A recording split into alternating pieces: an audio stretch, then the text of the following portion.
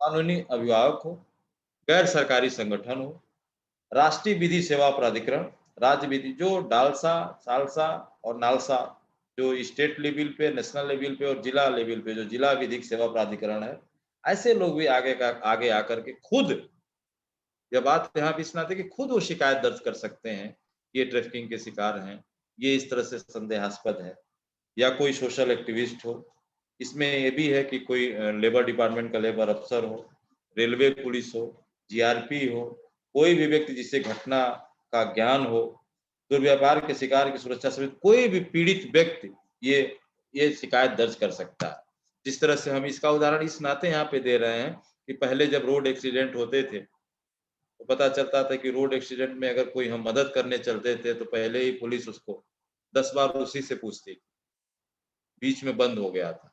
तो कोई रोड में है नहीं, अरे कौन फँसने जाए इसमें, पता चलेगा कि हम ले जाएँगे हॉस्पिटल, हम ही से पूछेगी, तुम ही मार दिए क्या? कहाँ से लगा? किसको देखे? तुम नंबर नोट कर पाए क्या? तुम नहीं, अरे तुमको फ़ोटो खींच लेना चाहिए था। अरे यार तुम नंबर नहीं बता पाए? ये तमाम तरह के क्वेरीज़ आती थी।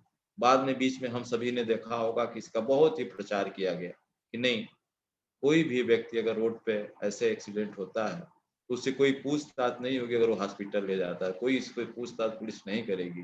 पहले फर्स्ट उसको एड देगी, फर्स्ट प्राथमिकता रूप से उसके स्वास्थ्य के रूप में देखा जाएगा। इसी तरह से मैंने 3-4 बातें किया कि ये प्राविधान है कि आप अगर ऐसा देखते हैं, तो ऐसा आप दर्ज करा सकते हैं, ऐसे सहायता कर सकते हैं, ऐसे देख सकते हैं। इस तरह से इनकी मदद हो सकती है। इसमें जो सीधे-सीधे और आता है कि शिकायत मिलने पर की जाने वाली कार्रवाई क्या हो सकती है, इसको भी थोड़ा-सा हम जानते हैं। कि दुर्व्यवहार की शिकायत प्राप्त होने पर पुलिस को संबंधित धाराओं को शामिल करते हुए एक एफआईआर दर्ज करनी होगी। एफआईआर दर्ज करने के बाद एक व्यापक बचाव दल का गठन किया जाता है, जिसमें निम्न शामिल होते हैं, जिसमें एसजेपी अब आजकल स्पेशल जुवेनाइल पुलिस यूनिट भी बनी हुई है अगर बच्चा है तो। मानव दुर्व्यापार विरोधी इकाई जो मैंने एंटी ह्यूमन ट्रैफिकिंग यूनिट की बात की, वो भी होगा। इसमें डिस्ट्रिक्ट मजिस्ट्रेट होंगे, डालसा होगा, इसके प्रतिनिधि लोग इसमें इसकी जाँच करेंगे, इसकी विवेचना करेंगे। इसको विवेचना जो एफआईआर की है, इसकी विवेचना ये लोग करेंगे।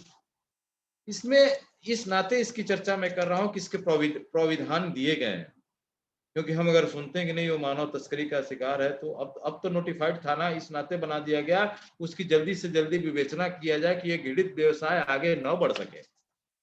इसको जल्दी से जल्दी इस पे रोक लगाया जा सके। इस नाते इसको और प्राविधान किए गए हैं। इसमें थोड़ा-सा मैं इस पे और रोल पे जाना चाहूँगा कि इसमें और जो हमारे स्टेक होल्डर्स हैं, उसको क्या-क्या इस पे रोक कर सकते हैं या उनका रोल क्या हो सकता है? जैसे कि अपराध का जल्द पता लगाने के लिए पुलिस जाँच करने में सक्रिय रहे और दुर्व्यवहार को रोकने के लिए सबूतों का संग्रह करे। सबूतों के संग्रह में मैं थोड़ा एक उदाहरण देके बात करूँगा कि अगर कोई व्यक्ति मिलता है या कोई लड़का मिलता है, अगर मैं उतने पे छोड़ देता है कि नहीं हम वहाँ से आ रहे थे, हम अपने दादी के साथ जा रहे थे, अपने चाचा के साथ जा रहे थे, वहाँ पे हम छोड़ देते हैं। अगर थोड़ा-सा आपको शक है तो इंटेंसिव जाइए, माइक्रो लेवल पे जाइए, माइक्रो लेवल पे इन्वेस्टिगेशन करिए कि नहीं आपके चाचा कौन है, ये काका कौन है, ये पापा कौन है, थोड़ा-सा इन्वेस्टिगेशन करने की बात है अगर सस्पिशियस केस लगता है। तो इसमें स्टेक होल्डर्स की बात मैंने क्यों पहले ही कहा कि क्या-क्या क्यों हम क्या कर सकते हैं।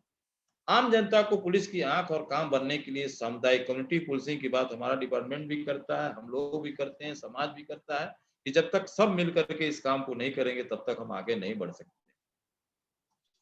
इसको एक प्रमुख रूप से स्टेक होल्डर को हम लोग देख सकते हैं और इस चीज़ को हम आगे ले जाने के लिए रोक सकते हैं। अब हम ये जान जाएँ कि हर जिले में एंटी ह्यूमन ट्रैफिकिंग यूनिट बना हुआ है, उसको हम बता सकते हैं, उसको हम किस तरह से इन्फॉर्मेशन करें कि इस पे हम रोक लगा सकते हैं। इसमें और आगे अगर हम बढ़ते हैं कि नहीं इसमें कौन-कौन चीज़ें अनैतिक इसके प्रकार में जैसे मैंने चर्चा किया। इसी तरह से वाणिज्यिक यौन शोषण जिसमें वेश्यालय और गैर वेश्यालय आधारित जो वर्क आते हैं। आजकल एक नया ट्रेंड आ गया है जो आप लोग सभी लोग सुनते हैं हुक्का बार, ब्यूटी पार्लर, मसाज पार्लर। एक तो एक बात आती थी कि वेश्यालय प्रोस्टिट्यूशन अड्डे जो हैं वहाँ पे ट्रैफिकिंग के शिकार ऐसे बच्चियाँ जाती हैं। लेकिन अब इन सब में भी उपयोग हो रहा है, जो मसाज पार्लर के नाम पर लोगों को लाया जा रहा है। हुक्का बार में भी उपयोग हो रहा है। आपके गोरखपुर में 1-2 हुक्काबार पकड़े गए हैं। शोषणकारी श्रम, घरेलू और औद्योगिक कृषि अब सर्कस और भीख मांग, बेगिंग का बहुत बड़ा प्रॉब्लम इसमें है। इसका मैं साक्षात उदाहरण मैं आपको देता हूँ। यहाँ पे एक एस2 इंस्पेक्टर थे गोरखपुर में। गोरखपुर रेलवे स्टेशन पे वो उनकी पोस्टिंग मूवमेंट थी। वहाँ पे वो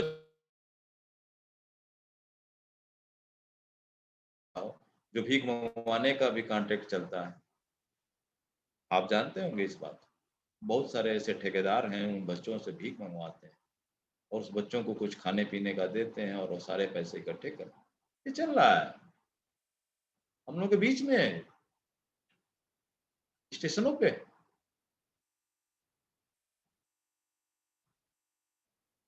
तो वो इंस्पेक्टर साहब जब उनकी ट्रांसफर बस्ती हो गया। ये जल्दी की बात है, साल भर पहले की, साल या 1.5 साल पहले की बात है। जब बस्ती गए हो, तो जो यहाँ बच्चा उनको मिला हुआ था, जिसको उन्होंने रेस्क्यू किया था, वो बच्चा फिर बस्ती मिल गया। बोले, यार तुम यहाँ बस्ती को दिख रहे हो, बस्ती स्टेशन। बोला, साहब वो इस बार जो हम लोगों का देख रेख कर रहे हैं ना, उन्होंने भगा दिया। इस बार तुम लोग नहीं, दूसरे बच्चे रहे। आप सोच सकते हैं, ये एस2 के इंस्पेक्टर का कही हुई बात यह है कि मैंने गोरखपुर रेलवे स्टेशन पर देखा था, अब वो बच्चा बस्ती रेलवे स्टेशन पे आया है। हम किस समाज की बात करते हैं? ये हमारे समाज में ही हो रहा है। उनसे भीख मंगवाया जाता है। सुबह सुबह या या कहने में कि सुबह सुबह ट्रेनों में अगर कुछ चोरी और कुछ ऐसी चीजें होती है तो बच्चों द्वारा कराया जाता है। इस तरह के गैंग है, इस तरह के लोग काम कर रहे हैं। तो ये किस तरह से बात है। 2015 की बात मैं आपके सामने रख, चूंकि मैं व्यवहारिक बात रखना चाहता हूँ। 2015 में अर्थक्वेक आया हुआ था नेपाल में, और नेपाल में अर्थक्वेक जब आया था तो वहाँ मैंने कहा कि डिजास्टर बहुत बड़ा कारण होता है ट्रैफिकिंग के लिए। जैसे कोविड की बात मैंने की, सारे जगह से लोग टूट जाते हैं, परिवार पालने के लिए पैसे नहीं होते हैं, तो ऐसे लोगों को लोग बहलाते हैं, फुसलाते हैं। उस समय करीब 80 2015 में सोनौली एक पॉइंट है भारत नेपाल सीमा पे, जहां से करीब 100 से 125 बसें निकलती हैं प्रतिदिन। करीब 2500 से 3000 ऐसे माइग्रेंट्स निकलते हैं प्रतिदिन। Sonauli to Delhi, Sonauli to Mumbai, Sonauli to Shimla, Sonauli to मतलब ये जयपुर, ये पूरी बसें उस इंटरनेशनल प्लेस से हैं, उस पॉइंट से हैं। 2015 में 80 ऐसे ट्रैफिकिंग के शिकार बच्चों को हम लोगों ने रेस्क्यू किया था एसएसबी के साथ मिलकर। पता चला कि उनको खाने के लिए, वो अपनाने के लिए वो लेकर के जा रहे थे, और वहां कैंप डाले हुए थे जहां से वो बच्चे निकाले थे। डिजास्टर में वो 15 दिन का कैंप डाले हुए थे, उनको खाना खिला रहे थे। क्या ऐसी मानवता को हम लोग देख पाएंगे, पहचान पाएंगे? नेक्सस और माइग्रेशन और ट्रैफिकिंग की नेक्सस की जो मैंने बात किया है, जो डॉक्टर साहब ने कहा है, डॉक्टर धनंजय सर ने शुरुआती दौर में कहा है कि इस चैलेंजिंग काम को राजेश जी कर रहे हैं। शुरुआती दौर में हमें बहुत सारी धमकियां मिली कि अगली सुबह आप नहीं देख पाएंगे, लेकिन ऐसे गुरुजनों का आशीर्वाद रहा कि मैं इस काम को आज तक अभी कर रहा हूँ। पुलिस और एसएसबी के सहयोग से मैं इस काम को करते जा रहा हूँ। अगर एक बच्ची को बचा देता हूँ तो मुझे लगता है कि पीढ़ी दर पीढ़ी मैंने सेव कर दिया। और किसी भी ऐसे एक्टिविटी का तो इम्पैक्ट बाद में दिखता है, लेकिन अगर एक चाइल्ड और एक लड़की, एक गर्ल, फीमेल चिल्ड्रन अगर सेफ होती है, तो लगता है कि मैं पीढ़ी दर पीढ़ी सेव किया। इस नाते प्रिवेंशन मोड में मैं काम करता हूँ। तो ट्रैफिकिंग को ऐसे हम लोग चर्चा कर रहे थे कि इसमें भारतीय संदर्भ में जो थोड़ा-सा और जानने की जो बातें हैं, कि जो हम लोगों का मुख्यतः सीएससी के लिए, एसटी के लिए एक स्रोत, गंतव्य और परागमन देश है। नकली विवाह के लिए श्रम और तस्करी को मजबूर करता है। बांग्लादेश और नेपाल से भारत में मानव तस्करी और उससे आगे कुछ समय रहने के लिए एक परागमन, जो ट्रांजिट पॉइंट की बात किया। इसमें जो पुश फैक्टर्स हैं, आर्थिक कठिनाई, रोजगार के अवसरों की कमी, गरीबी, अशिक्षा, जागरूकता की कमी, और जो जो खींचने के कारक हैं, जो पुल फैक्टर्स है, महिलाओं और बच्चों को सेक्स ट्रैफिकिंग, जबरन शोषणकारी श्रम की बढ़ती आज की बात होती है। और इसमें सीधे-सीधे अगर हम आगे बात करते हैं कि इसके संदर्भ में जो आपका स्टैटिस्टिक्स की बात थोड़ा-सा हम कर लेते हैं कि जो स्टेट है, मैंने बताया कि ये दुनिया में तीसरे नंबर की तस्करी है। फिर मैंने आपको एनसीआरबी की डाटा बताया कि ये करीब 46 से 50% अंडर 18 बच्चों की ट्रैफिकिंग होती है। जो इंडिया में करीब 3,554 ऐसे केसेस जो रिपोर्टेड हुए हैं, उसमें से 17% जो केसेज हैं वो अंडर 18 है, अंडर अंडर 25 टू 30 एज के हैं। मतलब 18 वर्ष के बाद जो हमारा 25 टू 30 एज का है, ये केस आता है। और ये 40% ऐसे जो विक्टिम हैं, जो 15% आर बिलो 15 ईयर्स, ये भी निकला है, एनसीआरबी है। मतलब ये अब हम जो जो माइनर्स हैं, माइनर्स पे अधिक फोकस हुए हैं कि आंकड़े बताते हैं कि भारत में लगभग 3 मिलियन महिलाएं सेक्स तस्करी के शिकार हैं। भारत सरकार के अनुसार करीब कुल 3,554 तस्करी के मामले में ऐसे है जो 2008 में 17% की वृद्धि हुई है। अभी 2021 का भी एनसीआरबी का डाटा आ गया। इसमें रिपोर्टिंग, इसमें सबसे थोड़ा सा पॉजिटिव की बात करें तो जो हमारा एंटी ट्रैफिकिंग यूनिट नोटिफाइड थाना बना है, वो अब इसको रिपोर्टिंग एफआईआर करने लगा। ये इससे लगता है हम लोगों का कि मतलब थोड़ा सा इस पे हम इनहेलेट करने के लिए, इसे समाप्त करने के लिए, इसे रोकने के लिए ये हम आगे बढ़ रहे हैं। लेकिन ये चैलेंजिंग तो है, चैलेंजिंग है। इसको हम कैसे देख सकते हैं, कैसे कैसे रोक सकते हैं? इसमें हम थोड़ा सा संस्थागत तंत्र पे भी जानना चाहते हैं। ये अकेला नहीं है, संस्थागत तत्व जो जैसे राष्ट्रीय महिला आयोग, नेशनल विमेन कमीशन, राज्य महिला आयोग, जो स्टेट विमेन कमीशन, जो एनएचआरसी है, राष्ट्रीय मानवाधिकार आयोग, राज्य मानवाधिकार आयोग, एनसीपीसीआर है, राष्ट्रीय बाल अधिकार एवं संरक्षण आयोग है, एससीपीसीआर है, जो राज्य बाल अधिकार संरक्षण आयोग है। ये सारी एजेंसियां इस मुद्दे को रोकने के लिए कार्यरत हैं। इसको रोकने के लिए ये सारी एजेंसियां कार्यरत हैं। इसमें तो हम जो इस आज के डेट में थोड़ा सा जो चर्चा करके और इंटरवेन करने की बात करते हैं, या जो हम इंटरवेन करते हैं, या हम अगर इसको ले जाने की बात करते हैं, रिसर्च को ले जाने की आगे बात करते हैं, तो हम ऐसे कर सकते हैं या कर रहे हैं कि इस पे 4P अप्रोच पे हमें काम करने की जरूरत है। प्रिवेंशन, प्रोटेक्शन, प्रोसिक्यूशन और पार्टनरशिप। अगर 4P अप्रोच पे हम काम करें तो निश्चित रूप से एक हमारी स्ट्रेटजी, रणनीति होनी चाहिए कि रोकथाम, जो प्रिवेंटिव, क्योंकि अगर किसी बच्ची को आप प्रिवेंटिव अप्रोच में काम करते हैं, अगर बच्ची को बचा लेते हैं, अगर वो ट्रैफिक के शिकार होने के पहले बच जाती है, मतलब जो प्रोस्टिट्यूशन अड्डे वहां जाने से पहले वो बच जाती है, तो पीढ़ी दर पीढ़ी सेफ होती है, या फैमिली एडॉप्शन में या सोशल एडॉप्शन में किसी तरह की कोई बाधा नहीं आती। क्योंकि अगर ऐसे प्रोस्टिट्यूशन अड्डों से अगर हम लोग रेस्क्यू करते हैं, तो उसकी फैमिली एडॉप्शन में प्रॉब्लम आती है, समाज ही उसको दूसरे नजरों से देखता है। लेकिन अगर प्रिवेंटिव अप्रोच पे काम करते हैं तो निश्चित रूप से हम पहले उनको बचा सकते हैं। सिक्योरिटी, सुरक्षा की बात करते हैं, पार्टनरशिप की, भाई अकेले नहीं हो सकता, बिना इसके भागीदारी होनी चाहिए। इसके लिए हम लोग एक नया इनोवेशन किया, जो कम्युनिटी विजिलेंस पुलिस, जो एक गांव है, एक गांव में हम लोगों ने विजिलेंस कमेटी बनाई, दो तरह की, जिसमें युवा को जोड़ा गया और जो हमारे पंचायत के लोग हैं। क्योंकि माइग्रेशन रजिस्टर की बात बहुत दिनों से हो रही है कि पंचायत में एक माइग्रेंट रजिस्टर बनाया जाए। जो भी माइग्रेंट बाहर निकलते हैं, उनका एक रजिस्टर होना चाहिए।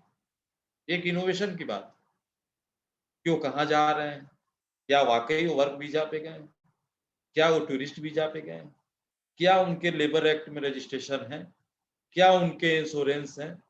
ये जवाबदेही और ज़िम्मेदारी पंचायत पे अगर आ जाती है, ये जो तमाम काकस हैं जो ट्रैफिकिंग के हैं, निश्चित रूप से इसमें कमी लग सकती है।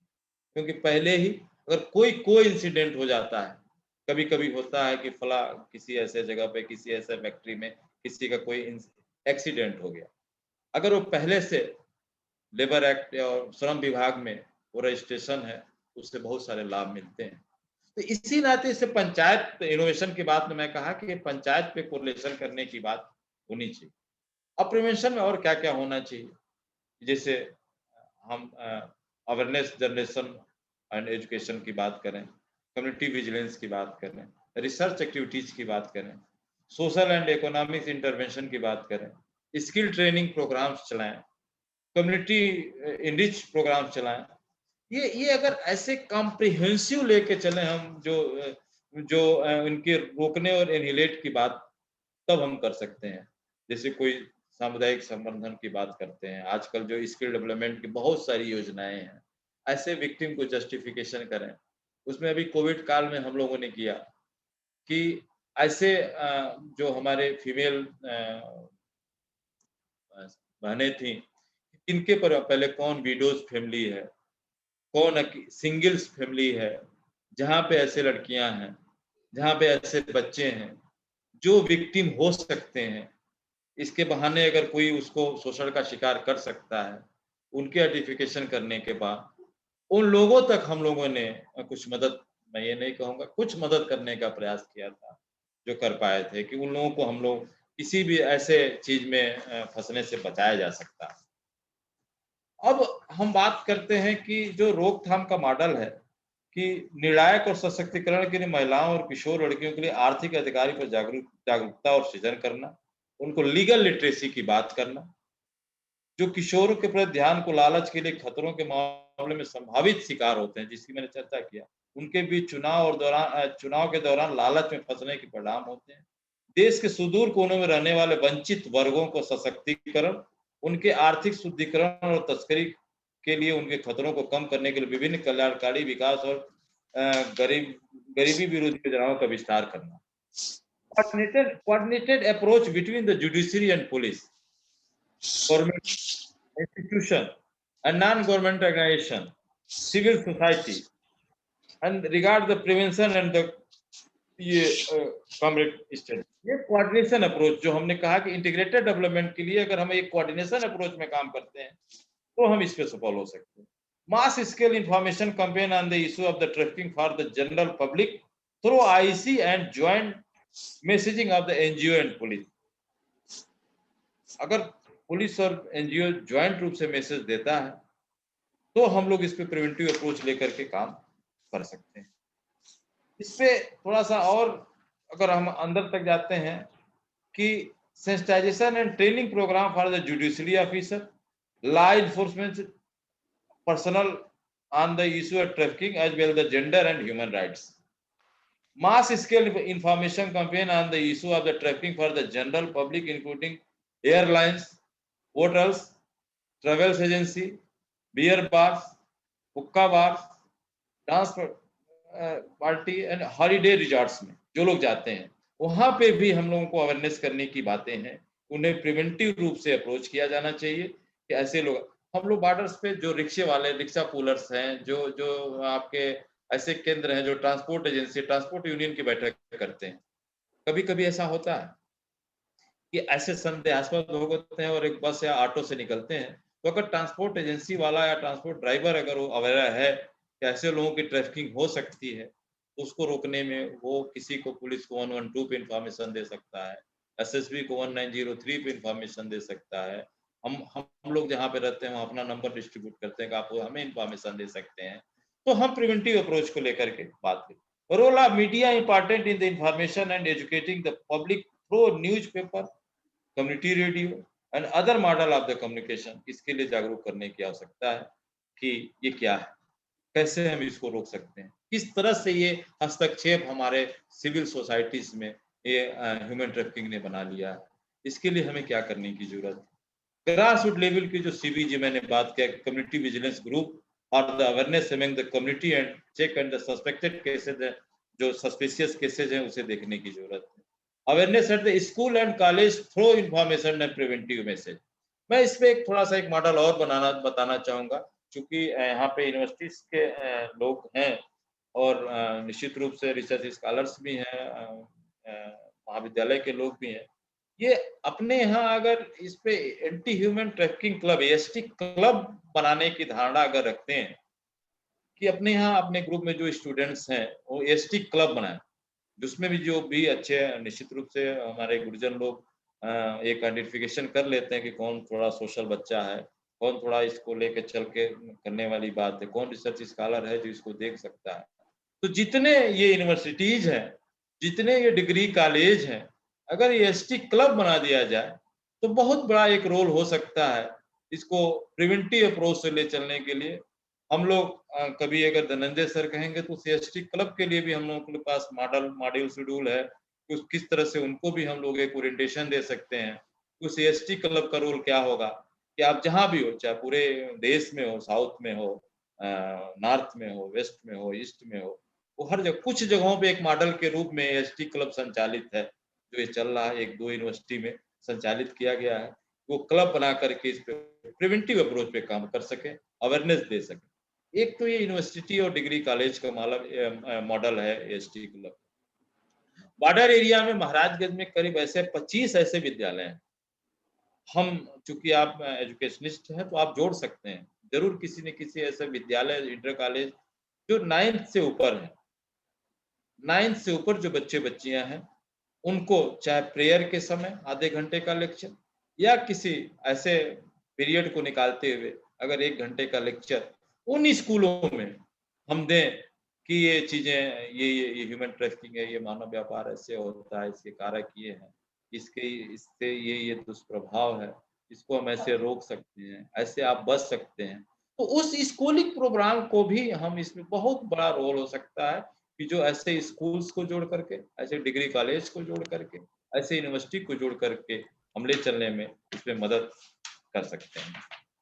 इसमें थोड़ा-सा और हम चलते हैं कि प्रोटेक्शन की जब मामला आता है तो right based rescue, short stay home, vigilance हो, training of the care givers, rehabilitation हो, skill development, counselling, education, primary health care और साइकोलॉजिकल सपोर्ट, 2 चीजें आती हैं। अगर रेस्क्यू अगर होते हैं, ऐसे विक्टिम ट्रैफिक के शिकार अगर रेस्क्यू किए जाते हैं, तो उनको बहुत ही साइकोलॉजिकल काउंसलिंग की जरूरत होती है। आजकल तो बड़ा आसान शब्द हो गया है काउंसलिंग, वो काउंसलर हैं, वो काउंसलिंग करते हैं। हमें आश्चर्य होता है, चूँकि मैं पढ़ा भी था साइकोलॉजी में, लेकिन अ, बड़ा आसान है, वो काउंसलर है, काउंसलिंग करते हैं। भले काउंसलिंग का सेशन ना जानते हैं, काउंसलिंग कैसे की जाती है, काउंसलिंग के कितने चैप्टर्स होते हैं, लेकिन ये चर्चा में आ गया है, एक एक एक भाषा हो गया। जैसे वो ट्रांसपेरेंसी और ये सब चीज़ें बोलने में बड़ा अच्छा लगता है, उसी तरह से काउंसलिंग शब्द भी बड़ा बोले जा रहे हैं, वो काउंसलर है। लेकिन बहुत ही माइक्रो लेवल पे इन्हें काउंसलिंग करनी, हर स्टेप पे काउंसलिंग करने की ज़रूरत है। किस तरह से वो हम उनको मदद कर सकते हैं। ये रोल हमारा डिपार्टमेंट्स कर सकता है, हमारे लोग कर सकते हैं। यहाँ भी अगर ऐसे एनजीओज़ हैं या ऐसे, क्योंकि हम लोगों ने जोड़ा है डॉक्टर धनंजय सर को, डॉक्टर अनुभूति जी को, हमने यहाँ पे जो पुलिस की मंथली मीटिंग होती थी, 1 आध बार, 2 बार, 3 बार ऑनर्ड किया कि मैम आकर के उसमें बताएँ कि किस तरह से काउंसलिंग की जा सकती है। ऐसे होम्स के लोगों को भी मैम ने बताया कि हाँ, आप इस तरह से काउंसलिंग कर सकते हैं। उन्होंने तो ओपन कहा कि अगर हमको कहीं भी ज़रूरत पड़ती है ऐसे बच्चों और बच्चियों के लिए तो आप मुझे बुला सकते हैं। तो ये एक एक जॉइंट एफर्ट हो सकता है कि हम लोग किस तरह से ह्यूमन ट्रैफिकिंग के केस को लिए हम लोग काउंसलिंग कर सकते हैं। अगर वो विक्टिम है और रेस्क्यू किए गए हैं तो उनको हम कैसे काउंसलिंग कर सकते हैं। या अगर हम प्रिवेंटिव अप्रोच में जाते हैं, प्रिवेंशन पे ही हैं तो हम उनको कैसे काउंसलिंग करें। अगर हमको माइग्रेशन में ही काउंसलिंग करना है तो सेफ माइग्रेशन के लिए कैसे काउंसलिंग करें, सेफ मोबिलिटी के लिए हम कैसे काउंसलिंग करें, ये हमारा रोल हो सकता है। मैं तो इस फोरम पे निश्चित रूप से होगा। मैं धनंजय सर से हम्बल रिक्वेस्ट भी करूँगा कि अगर इस पे काउंसलिंग के रूप में माइग्रेशन और ट्रैकिंग का कोई ऐसा एसओपीज हो, जिसमें हम उनसे बात कर सकें, तो एक थोड़ा-सा इसको भी बनाने की ज़रूरत है। हम लोग तो एक काम कर रहे हैं, लेकिन ये भी आएगा तो एक आगे लोगों को मदद मिल सकती है कि फलाँ डिपार्टमेंट में इस पे एक काउंसलिंग का चैप्टर्स काउंसलिंग का एसओपी है, आप ले सकते हैं। अगर बॉर्डर पे हैं तो काउंसलिंग का एसओपी है, आप ले सकते हैं कि क्या-क्या बात करेंगे। जैसे हम लोगों ने बड़ा छोटा-सा उदाहरण मैं देता हूँ कि अगर कोई इंडो नेपाल बॉर्डर पे कोई माइग्रेंट आता है, तो पहले अतिथि देवो भव, क्योंकि भारत नेपाल का टीटी है, उसको देखते हुए हमें बात करनी होती है। पहले तो उनको हम आदर स्वभाव से अतिथि देवो भव उन्हें विशिंग करते हैं। उसके बाद आपका भाई माइग्रेशन कहाँ होगा? क्या उद्देश्य क्या है? आपका ऑब्जेक्ट क्या है? आप किस जगह जा रहे हैं? आप जा रहे हैं तो क्या उसके पहले कभी गए हुए हैं क्या? नहीं गए हैं तो क्या वहाँ कोई जानने वाला है क्या? ठीक है, अगर कोई जानने वाला है तो उसका कोई नंबर्स है क्या? आपके पास मोबाइल नंबर रखे हुए हैं। ठीक है, आप फलाँ जगह पे जा रहे हैं, उस फैक्ट्री में जा रहे हैं, उस जगह के बारे में जानते हैं क्या? एक एक साधारण बातचीत करते हुए, मैं सीधे सीधे कोई ऐसा विक्टिम नहीं होता कि मैं पकड़ लूँगा ये ट्रैफिकिंग है, ये ट्रैफिकिंग का शिकार। हम बातचीत जब उनसे करेंगे, अब बात आती है कि कौन समय देगा आपको बात करने के लिए? हम तो भाई सोशल वर्कर हैं, हमें उस तरह का व्यवहार बनाना पड़ेगा, उस तरह से हमें बातचीत करनी पड़ेगी, 2 मिनट का समय मिले उनके साथ। अब तो ऑलरेडी थोड़ा-सा इंट्रोगरेशन बड़ा अधिक हो गया है बॉर्डर्स पे, क्योंकि पहले ही फर्स्ट एसएसबी और पुलिस यहाँ बैठ रही है, एसएसबी के साथ ही हमारे लोग बैठते हैं। तो वो वहाँ पे काउंसलिंग की बात आती है। फिर मेल फीमेल अगर हैं तो उन्हें अलग किया जाता है। मेल फीमेल को अलग करने के बाद हम उस बात तक पहुँच पाते हैं कि ये संदेहास्पद है। इतना जल्दी आसान नहीं होता। इस नेक्सस को तोड़ना बड़ा आसान नहीं, बहुत ही आगे नेक्सस बढ़ चुका है। फिर भी हम सभी आपके साथ, सरकार के साथ इस नेक्सस को तोड़ने के लिए लगे हुए हैं। इसमें थोड़ा-सा अगर हम और आगे बात करते हैं तो भागीदारी पार्टनरशिप की बात आती है कि साझेदारी में सरकार को सभी स्तरों, समुदायों, कानून प्रवर्तन, गैर लाभकारी और अंतर्राष्ट्रीय विकास एजेंसियों के साथ-साथ मीडिया, कॉर्पोरेट और समर्थन सेवाओं के प्रदाता जैसे ऊपरा कर दो। अप्रत्यक्ष हितधारकों को शामिल करना ऊपरा चाहिए। विभिन्न स्टेक होल्डर्स के बीच पार्टनरशिप हमें करनी चाहिए। इसको लेकर के हम अगर सबके साथ बात करें तो इस पे कुछ आगे बढ़ सकते हैं। इसमें थोड़ा-सा की चैलेंजेस क्या आते हैं कि प्रिवेंशन में जो थोड़ा की चैलेंजेस आते हैं, जो हमें करने की ज़रूरत है कि regularised awareness programme and active community vigilance होना चाहिए। ये अवेयरनेस के प्रोग्राम रेगुलर करने की ज़रूरत है। ये एक बार करने से नहीं होगा, रेगुलर करने से हम लोग इस पे थोड़ा-सा प्रिवेंटिव अप्रोच लें तो आगे बढ़ सकते हैं। इसमें रिक्रूटमेंट एजेंसियाँ जो हैं, उसको मॉनिटरिंग करने की ज़रूरत है। मैंने निवेदन किया अभी वर्तमान धनंजय सर मैं शेयर करना चाहूँगा जो वर्तमान एडीजी जोन साहब हैं। मैंने एक हम्बल रिक्वेस्ट किया, लेटर दिया कि जो हमारे डांस सड़कों पे किए जाते हैं, डांस शादियों और बैंड पार्टियों में उन्हें रोक लगाई जाए। उन्होंने सभी जगहों पे अपने जो 11 जिले हैं, सभी एसपीज़ को उन्होंने पत्र लिखा है कि इस पे रोक लगाई जाए। इस पे ट्रैफिकिंग के बच्चे आ रहे हैं, शिकार हो रहे हैं। आपको आश्चर्य होगा कि महाराजगंज में सिल्लीगुड़ी की लड़कियां डांस पार्टी में आती हैं, जिन्हें पैसा दे करके भगाया जाता है, लाया गया है। मैं 2 रेस्क्यू ऐसा किया कि सिल्लीगुड़ी की 3 लड़कियां मिली, यहीं आपका भिटौली में जो बैंड पार्टी है। ये खुलेआम इस तरह से चीज़ें हैं, हमें मतलब उस पे इंटरवेन करने की ज़रूरत है कि किस तरह से हम इसको इंटरवेन कर सकते हैं।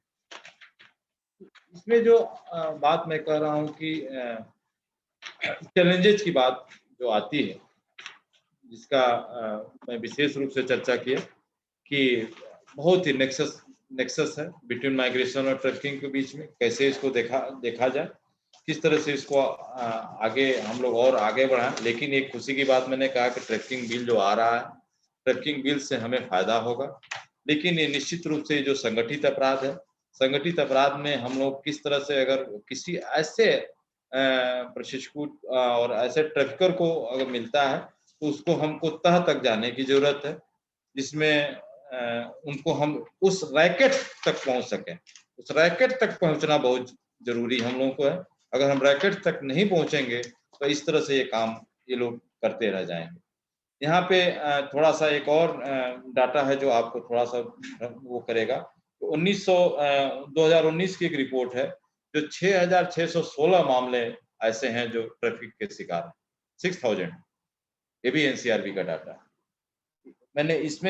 मैंने जो अभी 21 का बताया उसमें 50% था, इसमें 44 से 45% है। मतलब ये कम नहीं हुआ, ये लगभग बढ़ा ही है। तो ये 44 से 45% का डाटा है। 3 वर्षों से ट्रैफिक के मामले में ये जो है वृद्धि हो रही है।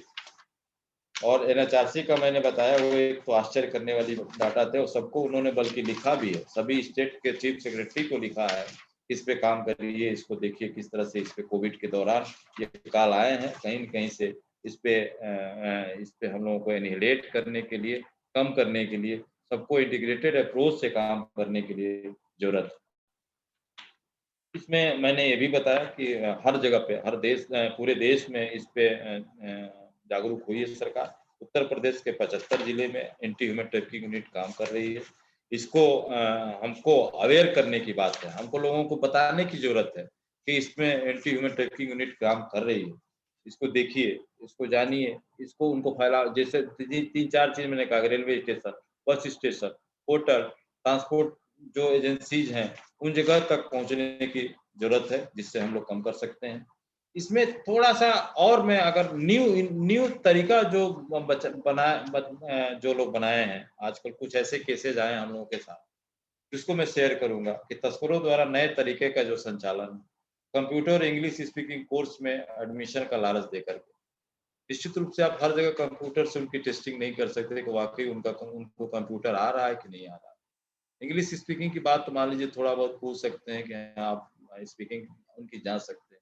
लेकिन वो फर्जी इस तरह का सर्टिफ़िकेट लेकर के भी नेपाल ये स्पेसिफ़िक थोड़ा-सा नेपाल का मामला आता है कि ऐसे ऐसे सर्टिफ़िकेट लेकर के निकलते हैं।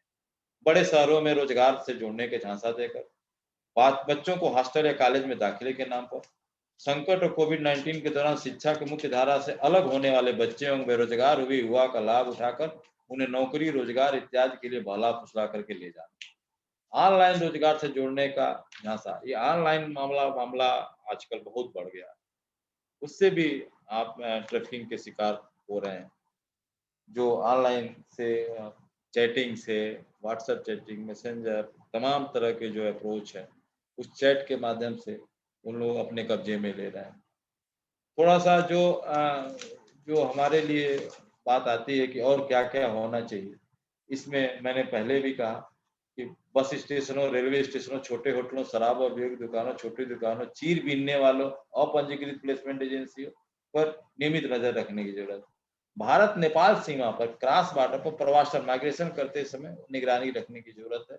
एसएसबी और पुलिस और एनजीओज़ के कोऑर्डिनेशन में, जो ट्रांसपोर्ट एसोसिएशन है, रिक्शा पुलर बताया, ऑटो चालक बताया, उन्हें अवेयरनेस करने की ज़रूरत है। जो विजिलेंस ग्रुप है, हमें सभी गाँव में बनाने की ज़रूरत है। पंचायत को इसमें और सशक्त करने की ज़रूरत है।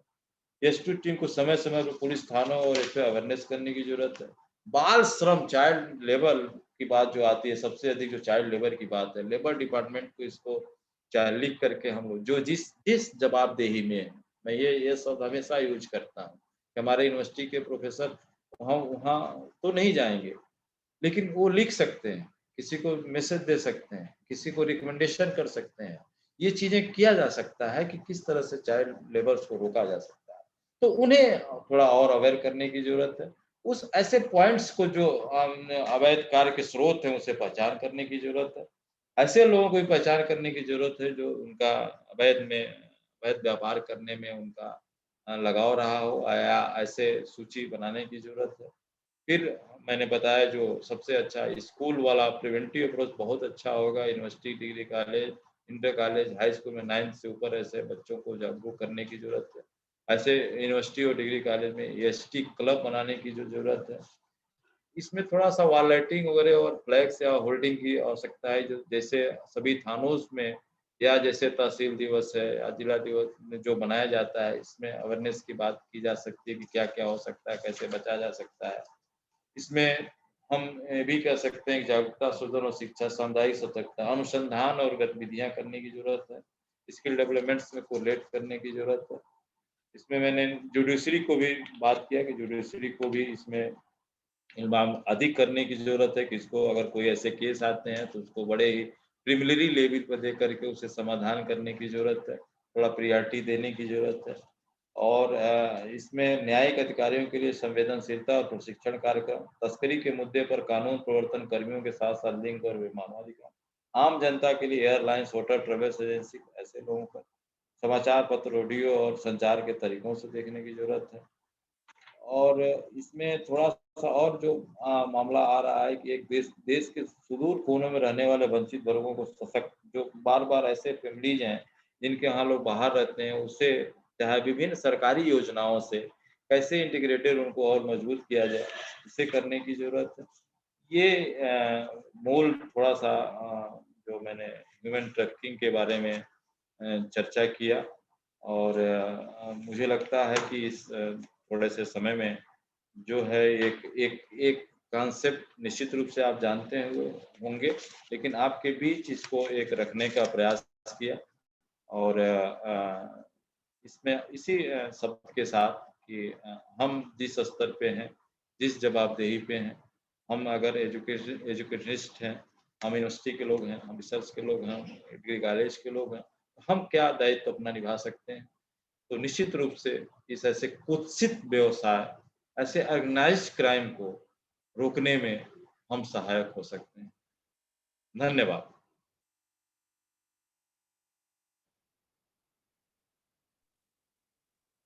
अ, मणि जी, लगभग पूरे समय हमने मैं और काम भी कर रहा था, लेकिन मैं आपको सुन भी रहा था। मेरी आवाज़ सुनाई दे रही है ना? निश्चित, निश्चित, निश्चित। हाँ, जी, जी। मैं समझ पा रहा हूँ कि मतलब आपने इस ह्यूमन ट्रैफिकिंग के इश्यू पे जो आपके विशद अनुभव थे और इतने विस्तृत तरीके से आपने उसके सभी आयामों पे जिस तरह से चर्चा की है, मैं समझता हूँ कि मैं खुद भी उनके बहुत सारे आयामों से अभी अपरिचित था। और जैसे आपने लेबर वाली समस्या, फिर आपने जो है बाहर जाने और किस तरह से वीज़ा बनाने वाली समस्या, घर में जो काम करने वाले हैं उनकी समस्या, और जो जैसे लोग अ, उनसे क्राइम करवाते हैं, ये सारी समस्याएँ, गवर्नमेंट के अपने डायमेंशंस, उनकी अपनी अंडरस्टैंडिंग, आप लोगों की अपनी समस्याएँ कैसे उनको डील करें, ये सब मतलब मैं समझ रहा हूँ कि आपके अनुभव का इतना विस्तृत संसार है कि हमारे पार्टिसिपेंट्स इसमें से अपने रिसर्च के लिए और अपने भविष्य के कार्य के लिए काफ़ी कुछ अ, उससे आइडिया ले सकते हैं और विकास कर सकते हैं। मैं जानता हूँ यहाँ बहुत सारे और लोग भी हैं जो इस सेवा में हैं। हाँ, दिख रही हैं अभी हमारी स्टूडेंट है रीना, वो भी एक किसी तरह के समाज सेवा में काम करती हैं। तो जी सर, नमस्कार। नमस्कार, नमस्कार रीना। तो ऐसे मेरे बहुत सारे पार्टिसिपेंट्स होंगे जो कि मैं जिनके बारे में नहीं जानता हूँ, कहीं न कहीं किसी रूप जी, से जुड़े होंगे। और मैं ऐसा सर। मानता हूँ, मेरा यकीन है कि आपका ये जो अनुभव है और आपने अभी जो हम लोगों से शेयर किया, तो एकेडमिकली तो ये है ही, लेकिन वुमेन के डेवलपमेंट पे और चिल्ड्रन से संबंधित जो डेवलपमेंट है, उसी दायरे में मतलब ह्यूमन ट्रैफिकिंग के अ, इतना डेटा तो मैं भी नहीं जानता कि ये जो आपने कोविड के दौरान जो ये फ़ोन बताया कि कितने 2 लाख और उसमें से कितने हज़ार केवल इस तरह के रिक्वेस्ट थे, मतलब स्टनिंग, अचंभित कर देने वाला ये जी, मतलब होता था। जी। तो मैं चाहूँगा कि अगर हमारे पार्टिसिपेंट्स में से किसी का कोई अगर कोई ऐसी चीज़ जो आप बहुत संक्षेप में अगर बातचीत करना चाहें या कुछ जानना चाहें, और वैसे तो मणि जी ने इतने विस्तृत रूप से बात की है, करीब 1.5 घंटे पक्का उन्होंने एकदम धुआंधार अपनी बातें रखी हैं, और मैं नहीं समझता कि इससे बेहतर तरीके से मतलब संवाद किया जा सकता है। फिर भी अगर कोई आपकी अपनी कोई ये हो तो मैं आमंत्रित करता हूँ। बहुत ही संक्षेप में 1-2 व्यक्ति अगर कुछ करना चाहें। सर, मैं सर से जुड़ना चाहूँगी अपनी संस्था के थ्रू, क्योंकि मैं भी बच्चों हाँ, पे हाँ। काम कर रही हूँ और मेरी ऑर्गेनाइजेशन को सामाजिक न्याय एवं अधिकारिता मंत्रालय की तरफ से सहायता प्राप्त है। तो मणि सर से मिलने की आज मेरी इच्छा ज़रूर जागृत हुई है सर कि मैं मिलूँ और मैं भी आपके अनुभवों का लाभ उठाऊँ।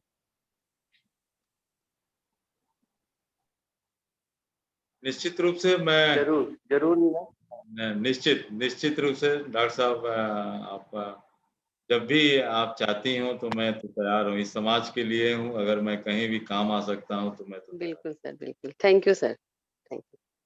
रीना जी बुद्धा पीजी कॉलेज कुशीनगर में असिस्टेंट प्रोफेसर हैं और हमारी स्टूडेंट रही है हम लोगों के यहाँ विभाग की, यहीं से पीएचडी किया उन्होंने प्रोफेसर सुषमा पांडे जी के साथ और वहाँ पे फैकल्टी हैं और काफ़ी साल से पढ़ा रही हैं वहाँ पे। तो इनका सर मैं मुख्य आकर्षण